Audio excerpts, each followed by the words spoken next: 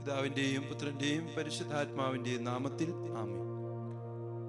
നമുക്ക് പ്രാർത്ഥിക്കാം. കർത്താവായ ദൈവമേ, അങ്ങയുടെ പിറവി തിരുനാളിന് വേണ്ടി ഒരുങ്ങുന്ന ഞങ്ങൾ, കർത്താവെ, തിരുവചനങ്ങളിലൂടെ അങ്ങയുടെ രക്ഷ അങ്ങ് ഓരോ കാലഘട്ടത്തിലും ഞങ്ങൾക്ക് വെളിപ്പെടുത്തി തന്നുവല്ലോ കർത്താവെ.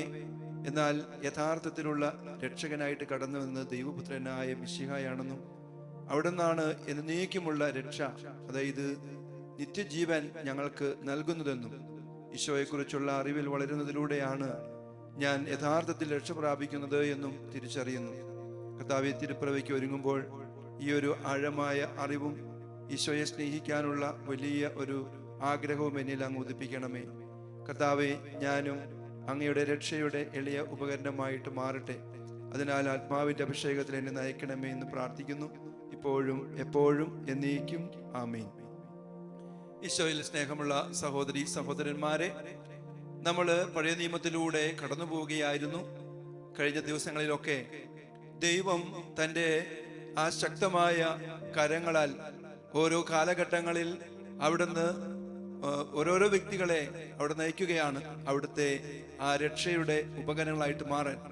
നമ്മൾ ഇന്ന് 12-ാം തീയതിയിലേക്ക് കടക്കുമ്പോൾ ഇന്നലെ നമ്മൾ ധ്യാനിച്ചത് ജോഷുവയെ കുറിച്ചായിരുന്നു. ജോഷുവ ശക്തനായ പ്രബലനായ നേതാവായിരുന്നു. ഇസ്രായേൽ ജനത്തെ ജോഷുവ പ്രത്യേകമായിട്ട് ആ ജോർദാൻ നദി കടന്ന് ആ വാഗ്ദത്ത നാട്ടിലേക്ക് പ്രവേശിക്കാനായിട്ട് സഹായിച്ചു. ജോഷുവയിലൂടെ ദൈവം ഒത്തിരി കാര്യങ്ങൾ ചെയ്തു. നമ്മളിന്ന് ജഡ്ജസിന്റെ അഥവാ ന്യായാധിപന്മാരുടെ പുസ്തകത്തിലേക്ക് കടക്കുമ്പോൾ നമ്മളോട് കാണുന്നത് ജോഷുവയുടെ മരണത്തെ തുടർന്ന് ഇസ്രായേൽ ജനത്തിന്റെ ജീവിതത്തിൽ വീണ്ടും അസ്വസ്ഥതകൾ തലപൊക്കുകയാണ്. അവര് പതിവ് പോലെ സത്യദൈവത്തെ ഉപേക്ഷിക്കാനായിട്ട് അവര് തീരുമാനിക്കുകയാണ്. ജനങ്ങള് ദൈവത്തെ കൈവിട്ട് അതിൽ തുടർച്ചയായിട്ട് നമ്മൾ കാണുന്നു, ശത്രുക്കൾ അവരെ കവർച്ച ചെയ്യുന്നു, ആക്രമിക്കുന്നു. അതുവഴി അവർ ദൈവത്തോട് നിലവിളിക്കുകയാണ്. ദൈവം അവർക്കായിട്ട് ഒരു രക്ഷകനെ അല്ലെങ്കിൽ അവരെ രക്ഷിക്കാനായിട്ട് ന്യായാധിപന്മാരെ നിയമിക്കുകയാണ്. അങ്ങനെ സമാധാനം അവിടെ കടന്നു വരുന്നതായിട്ട് നമ്മൾ കാണുകയാണ്. ഇതൊരു ജീവിതക്രമമല്ല, നമ്മൾ മനസ്സിലാക്കുന്നത് ഒരു പാപത്തിന്റെ ചക്രമാണ്. അതായത് ഒരിക്കൽ ദൈവത്തോടു കൂടിയായിരുന്ന മനുഷ്യൻ ക്രമേണ ദൈവത്തിൽ നിന്ന് അകന്ന് അതുവഴി പിശാചിന്റെ ആധിപത്യം അവന്റെ മേൽ വന്നു വരികയും അതുപോലെ ഭൗതികമായിട്ടുള്ള ആ ശത്രുക്കൾ അവരെ കീഴ്പ്പെടുത്തുകയും വീണ്ടും അവർ ദൈവത്തെ വിളിച്ചു കരയുകയും ദൈവം അവർക്ക് താൽക്കാലികമായിട്ടാണെങ്കിലും രക്ഷകരെ അയക്കുകയും ചെയ്യുകയാണ്. നമ്മുടെ ജീവിതവുമായിട്ട് ബന്ധപ്പെട്ട് നമ്മൾ പ്രിയമുള്ളവർ ഈ ക്രിസ്മസ് കാലഘട്ടത്തിൽ ചിന്തിക്കണം. ഈ ന്യായാധിപന്മാരുടെ പുസ്തകത്തിലൂടെ കടന്നു പോകുമ്പോൾ അതിന്റെ 2-ാം അധ്യായത്തിൽ നമ്മൾ വായിക്കുന്നുണ്ട്. 18-ാം തിരുവചനത്തിൽ ഇപ്രകാരം വായിക്കുന്നു: ദൈവം അവർക്ക് ന്യായാധിപന്മാരെ നൽകി. ആ ന്യായാധിപന്മാര് അവരെ കവർച്ചക്കാരിൽ നിന്നും രക്ഷിക്കുന്നു. നമ്മുടെ ജീവിതത്തെ കുറിച്ച് ചിന്തിക്കുമ്പോഴും നമ്മൾ ദൈവത്തെ വിട്ടു കഴിയുമ്പോൾ നമ്മുടെ പ്രാർത്ഥന ഉപേക്ഷിക്കും. നമ്മളെ പാപത്തെ ലഘുവായിട്ട് കാണുന്നു. അതുവഴി പിശാച് നമ്മുടെ മേൽ ആധിപത്യം സ്ഥാപിക്കും. കഷ്ടത വരുമ്പോൾ നമ്മളും ദൈവത്തെ വിളിച്ച് കരയുന്നു. ദൈവം വീണ്ടും കരുണ കാണിക്കുകയാണ്. ഇതാണ് പ്രിയമുള്ളവരെ നമ്മൾ പലപ്പോഴും നമ്മുടെയും ജീവിതത്തിൽ നമ്മൾ കാണുന്നത്. ഈ ജഡ്ജസിനെ കുറിച്ച് ചിന്തിക്കുമ്പോൾ, അല്ലെങ്കിൽ ന്യായാധിപന്മാരെന്ന് പറയുന്നത് രാജാക്കന്മാരൊന്നുമല്ല, അവര് സാധാരണ മനുഷ്യരായിരുന്നു. അങ്ങനെയുള്ള ന്യായാധിപന്മാരെയാണ് ഈ നമ്മളിവിടെ കാണുന്നത്. ഗിദെയോൻ, ദെബോറ, സാംസൺ, ജെഫ്ത തുടങ്ങിയുള്ള ശക്തരായ ന്യായാധിപന്മാര്. അവര് ചെയ്ത കാര്യങ്ങള് ന്യായാധിപൻ പറയുന്നത് ദൈവത്തിന് ഉപയോഗിക്കാൻ നമ്മൾ ഒരിക്കലും പെർഫെക്റ്റ് ആയിരിക്കേണ്ട, പൂർണ്ണരായിരിക്കേണ്ട ആവശ്യമില്ല. ദൈവത്തിന് വിശ്വസ്തതയാണ് ആവശ്യം. ദൈവത്തോട് ചേർന്ന് നിന്ന നേരത്തൊക്കെയാണ് ഈ ന്യായാധിപന്മാർ പോലും ഇസ്രായേൽ ജനത്തെ ശക്തിപൂർവ്വം മുന്നോട്ട് നയിച്ചത്. എന്നാൽ നമ്മൾ കാണുന്നു ന്യായാധിപന്മാരുടെ ജീവിതത്തിൽ പോലും വീഴ്ചകൾ ഉണ്ടാവുന്നുണ്ട്. സാംസൺ ദൈവത്തെ ഉപേക്ഷിച്ച് ദൈവത്തിന് മുമ്പിൽ അവിശ്വസ്തത കാണിച്ചു കഴിഞ്ഞപ്പോ ഈ സാംസൺ ശക്തനായിരുന്നിട്ടും പരാജയപ്പെട്ടു. ഓരോ ന്യായാധിപനും ചെയ്യുന്നത് അത് അവർ കടന്നു വരുന്നു, രക്ഷിക്കുന്നു, അവർ കടന്നു പോകുന്നു, അവർ മരിക്കുന്നു. എന്നാൽ താൽക്കാലികമാണ്, തിരിച്ചറിയുക, പരിമിതമാണ്, അപൂർണമാണ്.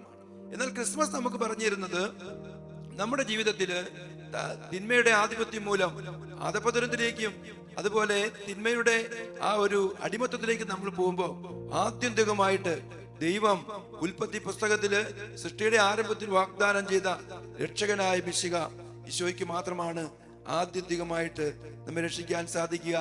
അവിടെ നിന്നാണ് അന്തിമമായ ന്യായവിധി നടത്തുന്നവൻ. അവിടെ നിന്നാണ് നമ്മളെ നിത്യരക്ഷയിലേക്ക് നമ്മളെ വീണ്ടെടുക്കുന്നവൻ. പ്രിയമുള്ളവരെ, യോഹന്നാന്റെ സുവിശേഷത്തില് 5-ാം അധ്യായം 22-ാം തിരുവചനം നമ്മൾ വായിക്കുന്നുണ്ട്. പിതാവ് ആരെയും ന്യായം വിധിക്കുന്നില്ല, എല്ലാം പുത്രനെ ഏൽപ്പിച്ചിരിക്കുന്നു. പിതാവല്ല വിധിക്കുന്നത്, പുത്രനാണ് വിധിക്കാനുള്ള അധികാരം നൽകിയിരിക്കുന്നത്. പ്രിയമുള്ളവരെ, ഈ നമ്മൾ പിൽഗ്രിമേജിലൂടെ ഈ തീർത്ഥാടനം ചെയ്യുകയാണ്. പ്രത്യാശയുടെ തീർത്ഥാടകരായി ഈ ജൂബിലി വർഷത്തിലൂടെ കടന്നു പോകുമ്പോൾ നമുക്കിന്നുണ്ടായിരിക്കേണ്ട ചിന്ത, ക്രിസ്തു ഉയർത്തുന്ന മനുഷ്യരായിട്ട് നമ്മൾ മാറണം. നമ്മുടെ ജീവിതവും യേശു ക്രിസ്തു ഉയർത്തുന്നവരായിട്ട് നമ്മൾ മാറണം. ദൈവം ഇന്ന് ലോകത്തില് പുതിയ ന്യായാധിപന്മാരെ അന്വേഷിച്ചുകൊണ്ടിരിക്കുകയാണ്.